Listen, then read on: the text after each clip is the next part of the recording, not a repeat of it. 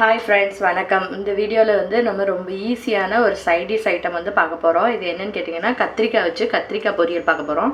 இது வந்து ரொம்ப சிம்பிளாக ஈஸியாக செஞ்சிடலாம். இதுக்கு தேவையான பொருட்களை இப்போ பார்த்துடலாம். நான் வந்து கத்திரிக்காய் வந்து கொஞ்சம் ஒரு 20லேருந்து 30 கத்திரிக்காய் வரைக்கும் சின்ன சின்ன கத்திரிக்காய் இருந்துச்சு. அதனால் எடுத்து இந்த மாதிரி நீல வாக்கில் கட் பண்ணி தண்ணியில் போட்டு வச்சுருக்கேன். அதுக்கப்புறம் நல்லெண்ணெய் தேவையான அளவு, கடுகு தாளிக்கிறதுக்கு, அதுக்கப்புறம் நம்ம கொஞ்சம் வாசனையாக இருக்கட்டும் அப்படிங்கிறதுனால கொஞ்சம் பூண்டு எடுத்து வச்சுருக்கேன்.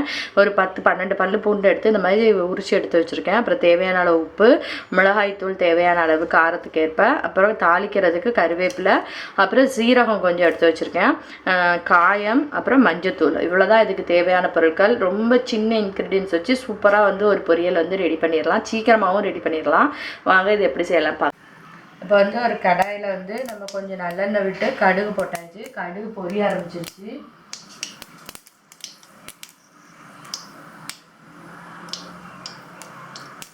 கடுகு பொரியும் போது நம்ம கருவேப்பிலை சேர்த்துக்கலாம்.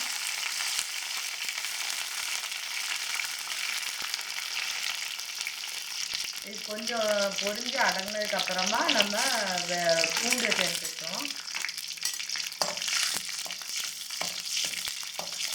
இது வந்து ஒரு 2 நிமிஷம் வந்து பூண்டு வந்து கொஞ்சம் வேகட்டும்.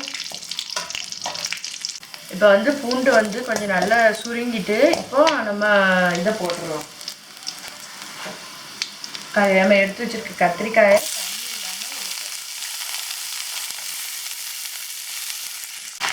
இப்போ கத்திரிக்காயை சேர்த்ததுக்கு அப்புறமா இதை வந்து நல்லா வந்து கலர் மாறுற வரைக்கும் நல்லா வேக விடணும். அதுக்கப்புறம் தான் நம்ம பொடிகள் எல்லாத்தையுமே சேர்க்கணும். இந்த பொரியல் பார்த்தீங்கன்னா காலையில் நேரத்தில் உங்களுக்கு ஸ்கூலுக்கு ஆஃபீஸ்க்கு கொடுத்தோடனா டக்குன்னு ரெடி பண்ணிடலாம். நம்ம ஏதாவது ஒரு குழம்பு மட்டும் வச்சுட்டு இந்த மாதிரி பொரியல் வந்து சீக்கிரமாகவும் ரெடி பண்ணிடலாம். நம்மளுக்கு இதுக்கு வந்து பெரிய வேலைலாம் ஒன்றும் இருக்காது. இது வந்து கொஞ்சம் வந்து கலர் மாறும். இப்போ பார்த்தீங்கன்னா கத்திரிக்காய் வந்து நல்லா வதங்கிடுச்சு. உங்களுக்கே தெரியும், நல்லா கலர் சேஞ்ச் ஆகிடுச்சு. இப்போ நான் தண்ணிலாம் ஒன்றுமே ஊற்றலை. அந்த கத்திரிக்காயில் உள்ள தண்ணி தான் வந்து நம்மளுக்கு கீழே இறங்கி நிற்கிது. இப்போ நம்ம பொடி எல்லாம் போட்டு ஃப்ரை பண்ணும்போது சரியாக வந்துடும். இப்போ நம்ம எடுத்து வச்சுருக்க ஜீரகத்தூள், மஞ்சள் தூள், காயம், உப்பு, மிளகாய்த்தூள் இது எல்லாத்தையுமே ஒன்றா ஆட் பண்ணிடலாம். இப்போ நம்ம எல்லாத்தையும் போட்டு ஒன்றா மிக்ஸ் பண்ணிடலாம்.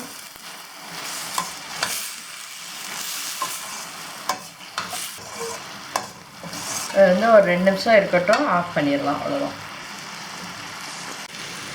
இப்போ வந்து கத்திரிக்காய் வந்து நல்லா சூப்பராக வெந்துடுச்சு. நான் வந்து எனக்கு கொஞ்சம் மிளகா பொடி பத்தலைன்ட்டு கொஞ்சம் கூட போட்டேன். அதனால் உங்களுக்கு கலர் நல்லா டார்க்காக தெரியுது. இது வந்து காஷ்மீரி மிளகாய் தூளுங்கிறதுனால உங்களுக்கு கலர்ஃபுல்லாக தெரியுது. இப்போ வந்து நல்லா வெந்துடுச்சு கத்திரிக்காய். இப்போ ஸ்டவ் ஆஃப் பண்ணிடலாம். பார்த்திங்கன்னா சூப்பரான நம்மளுக்கு கத்திரிக்காய் பொரியல் வந்து ரெடி ஆகிடுச்சு. இது வந்து ரொம்ப சிம்பிளாக ஈஸியாக செஞ்சிடலாம். நீங்களும் இதை உங்கள் வீட்டில் ட்ரை பண்ணி பாருங்கள். உங்களுக்கு பிடிச்சிருந்துச்சுன்னா லைக், கமெண்ட், ஷேர், சப்ஸ்கிரைப் பண்ணுங்கள். தேங்க்யூ.